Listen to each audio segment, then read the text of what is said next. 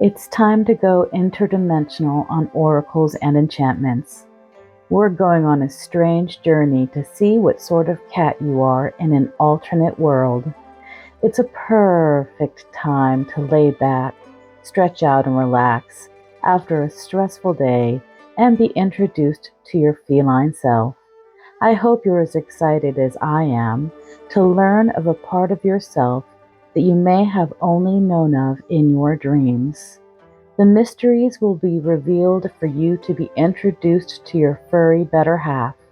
This magical cat self is relaxing while teaching humans how to be better people. It's time to integrate a truly sacred part of you that does its best light work in the shadows. Your noble cat self purrs a rhythm to the hearts of the stars themselves.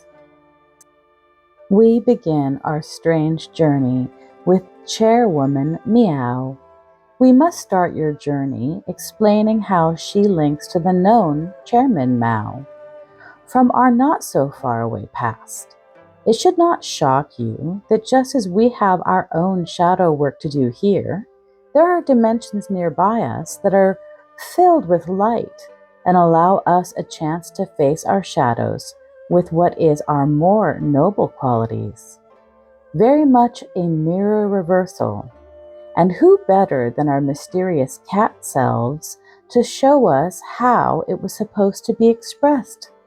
Let's begin with Mao's legacy, as he was respected by a great number of the general population and is credited for raising the average life expectancy from 35 in 1949 to 63 by 1975, bringing unity and stability to a country that had been plagued by civil wars and foreign invasions, and laying the foundations for China to become the equal of the great global powers. In our past, Chairman Mao was known and lauded for carrying out massive land reform, promoting the status of women, improving popular literacy, and positively transforming Chinese society beyond recognition, especially if you've seen it lately. Your other self was Chairwoman Meow, and she was tasked with the duty of walking gracefully as a sort of spirit guide into his dreams to help influence some of his most family-oriented endeavors. She was sent by what would have been a combined curse or blessing from his first wife, whom he abandoned, and when she died early, that she should have a cat companion who by her side mourned her and promised on her last breath to call upon the dimension of cats and invoke the fabulous Meow on behalf of the energy of wives abandoned. If here you are also an abandoned wife or partner, you can see why there is a link from this oracle to you and how blessings will arrive to support you as well. And now this oracle has arrived to let you know that your influence as a cat, and conversely now as a human, is to bring revolutionary change when things are skewed deeply out of balance, especially to women and the working class. Let me introduce you to who you've been and your influence even today over chaotic, spicy orange cats. Here is the story, the gifts, and the blessings of Chairwoman Meow.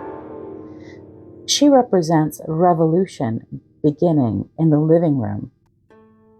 Your fur is orange with golden undertones, shimmering slightly with cosmic powers.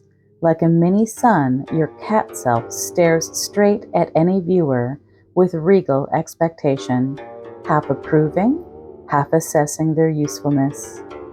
Around your feet are your kittens, representing future generations, loyal allies, creativity, and chaos. One of them is already writing revolutionary slogans on a scratching post. You hold the sacred scroll of Catfucian calligraphy. You rest one paw on it as a sign of wisdom guiding revolution. Your symbol is a teacup knocked over, the symbol of the old order being challenged. Known in cat dimensions as the velvet champion of sacred disruption. Do not mistake her regal stretch for sloth. She waits not because she's lazy, but because timing is everything. She is 70% benevolence, 30% calculated chaos. And she teaches you that even chaos can be sacred when wielded with wisdom. She is the one who unbinds, literally. Her lineage remembers the ancient days when tiny girls' feet were folded into silence, sold into marriage to young and judgmental men such as Meow in his youth, when their pain was seen as beauty and women's power clipped for the pleasure of kings. Chairwoman Meow sharpens her claws on those ancient shackles. Not only did she scratch the tradition, she pissed in the corner of it and dared the elders to say something. A saying she likes to use: "The revolution is not a dinner party," she says with a slow blink, but sometimes it begins at the tea table. She honors that her shadow quest on Mao was successful for the unbinding of women, and she condemns him for the brutality that bled the land. She sits atop that paradox like a loaf of fur on a velvet pillow, daring you to reconcile the opposites. Would you have done it better, she asks? Then do it now. Her fury is selective but precise. Abuse a kitten? Expect to be smacked across dimensions. She once paw-slapped a ghost so hard it reincarnated with the fear of glowing cat eyes like mirrors in the dark. She does not tolerate cruelty, not to cats, not to women, not to truth. She holds a form of comedic tyranny. It is not without purpose. It is a reminder that those who cannot laugh at themselves should not be trusted with power. Her whispers are for those with ears attuned not just to justice, but to the subtle harmonies of it. She's a purring revolution. She will teach you how to glare with such intensity your enemies rethink their life choices, how to use royal presence as a megaphone, how to demand dignity without begging for it, and how to make a point by sitting on it, literally. She once ended a civil dispute by laying on the signed documents until both parties found common ground through mutual awe. Her teachings are sharp and precise. She is a velvet tyrant, yes, but a tyrant of awakening. She is not cruel, but she is absolutely unwilling to let you remain asleep. She is liberation by claw. Here are her commandments. Unbind the nurturers. Embrace your 30% feral, you'll need it for revolution. Do not be afraid to swat fools. Love fiercely, then disappear into another room just to mess with them. You are not here to be ornamental. You are here to roar like an ancient tigress, just like your ancestors did. You cannot be caged. You can only be coaxed into companionship through honor. Here are some of her symbolisms. She walks across maps, rerouting fates. She disrupts systems by laying directly on keyboards of people about to send emails they'll regret. She's been known to look carefully for flaws in any treaty or contract, ready to dip a claw in ink and rewrite where she sees the disadvantaged and forgotten peasant. She gives food to the grieving, to amend for starvation brought on by poorly planned movements from her shadow self's mistakes as Mao. She brings love to the heartbroken who've been abandoned by partners and husbands. Here are the two tails of this same cat, because I'm going to speak of her good side and her bad side. Her benevolent proletariat side keeps the household in a tight but loving order, all meals on time, humans trained, kittens educated in matters of play, philosophy, and proper loafing technique, delivers affection as rewards for excellence like a benevolent empress approving your playful attentiveness, raises the kittens with revolutionary love. They are taught to read bird songs, dismantle unfair furniture placements, and resists the tyranny of closed doors. Installs nap schedules for the mental clarity of all beings.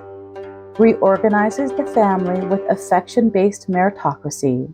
You may pet me when you have demonstrated enough emotional intelligence. Some of her quotes after studying under Catself, who she thought was glorious and wise in her dimension. Where there is disorder, I install a safe and equal home where we are not owned as pet but considered as equal caregivers to the house's empire. Those who stroke me with love, I shall bless with warmth and purring approval. Co-parent the kittens, change the world. Her naughty side, also known as mittens of mayhem. She overthrows vases and redistributes snacks from the pantry. Reinforces the laws of kitty sovereignty by sitting squarely on any document you're trying to read.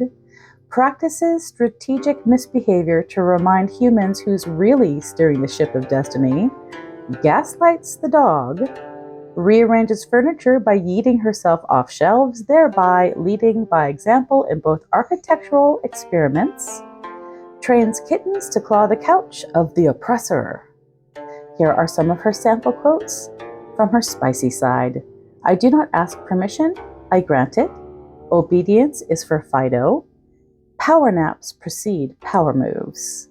When you fail to feed me at the agreed time, I stage a yowling coup.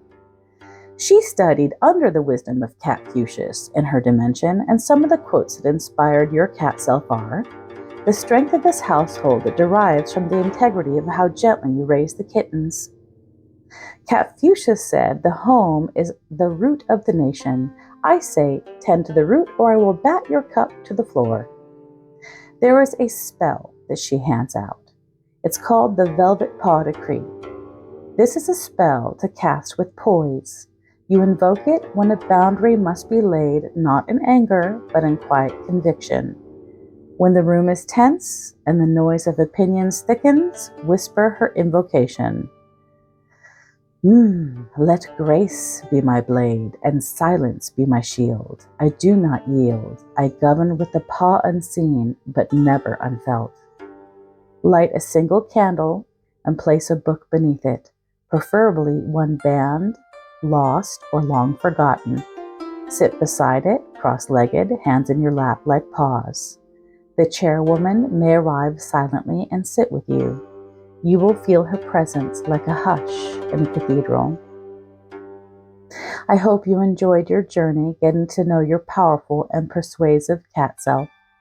Now let the feminine revolution begin in your own life, and roar like a tiger for your friends and future family, knowing that she has come here before you, and since you are her home link, she can come here again and rebalance the wild within you and the world. Meow. Thank you for joining us. Please comment, like, and subscribe to help me grow my channel. The more I grow, the more articles and stories I can post, and it doesn't cost you anything to support me. Be well and stay blessed.